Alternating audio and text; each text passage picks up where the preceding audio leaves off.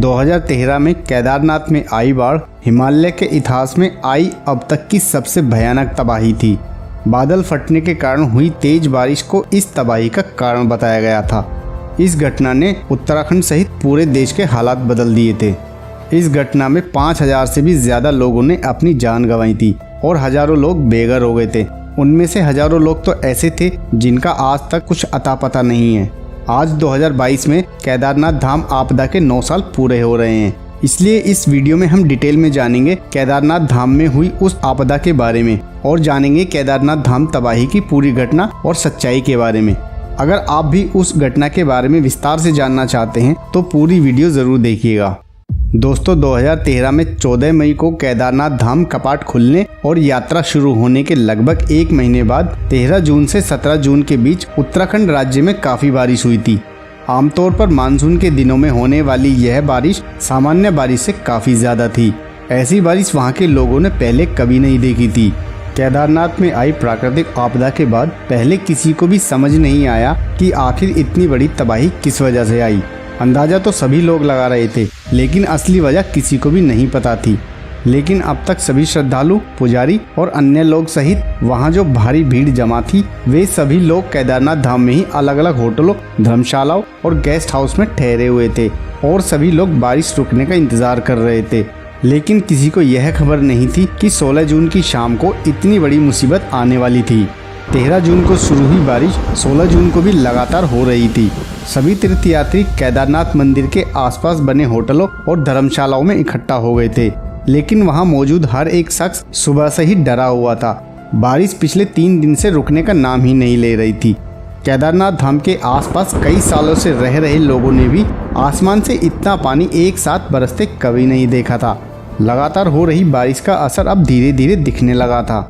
16 तारीख की सुबह भैरवनाथ के मंदिर वाली पहाड़ी टूटने लगी थी और वहां से लैंडस्लाइड शुरू हो गया था। वह केदारनाथ से भैरव मंदिर जाने वाला मार्ग बंद हो गया।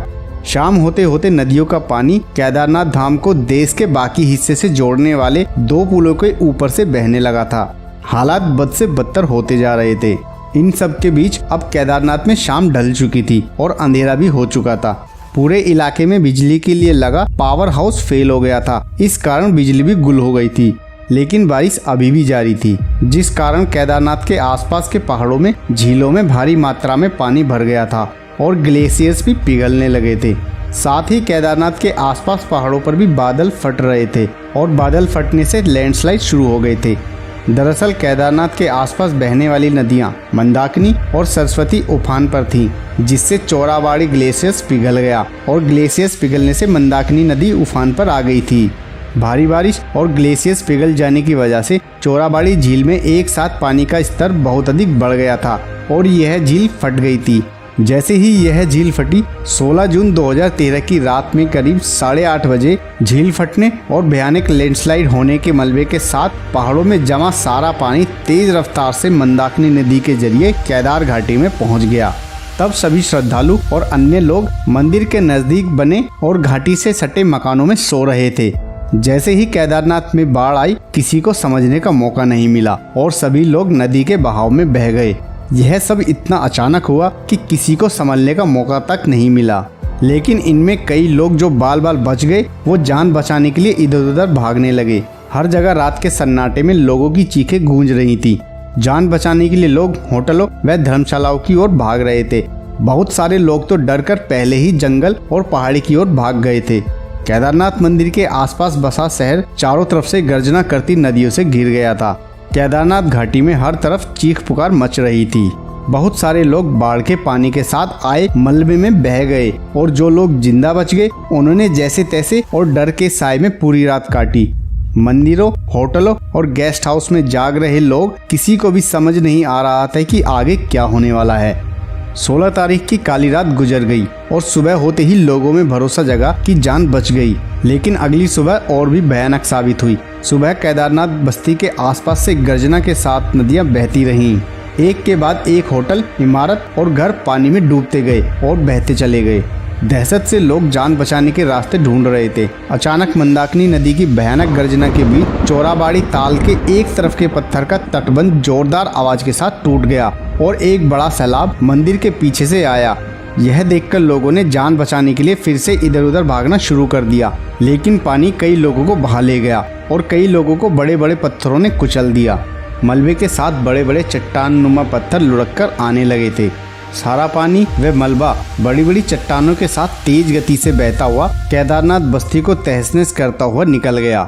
केदारनाथ घाटी में मंदिर को छोड़कर सब कुछ तहस नहस हो गया था और पीछे सैकड़ों मौतों का ऐसा मंजर छोड़ गया जिसको देखकर पूरा देश हिल गया था। केदारनाथ बस्ती पानी के साथ बह गई थी। करीब 40 किलोमीटर प्रति घंटे की रफ्तार से 100 मीटर ऊंची पानी की लहरों में बड़ी बड़ी चट्टानें थीं। इस सैलाब में कई धर्मशालाएं, गेस्ट हाउस और होटल बह गए थे। केदारनाथ मंदिर के पीछे सारी इमारतें खत्म हो गई थीं। बस्ती में किस्मत से जिंदा बच गए लोगों के कई रिश्तेदार सैलाब में बह गए थे। इनमें से कईयों का आज तक कोई पता नहीं चला। कुछ मिनटों में ही केदारनाथ बस्ती में मकानों की जगह पत्थरों का मलबा था और इंसानों की लाशें जहां तहां बिखरी थीं। चोराबाड़ी ताल से निकले तबाही के सैलाब के रास्ते में जो भी गांव आया वहां भारी तबाही हुई। रामबाड़ा और गौरीकुंड के इलाकों में जान माल का भी भारी नुकसान हुआ था।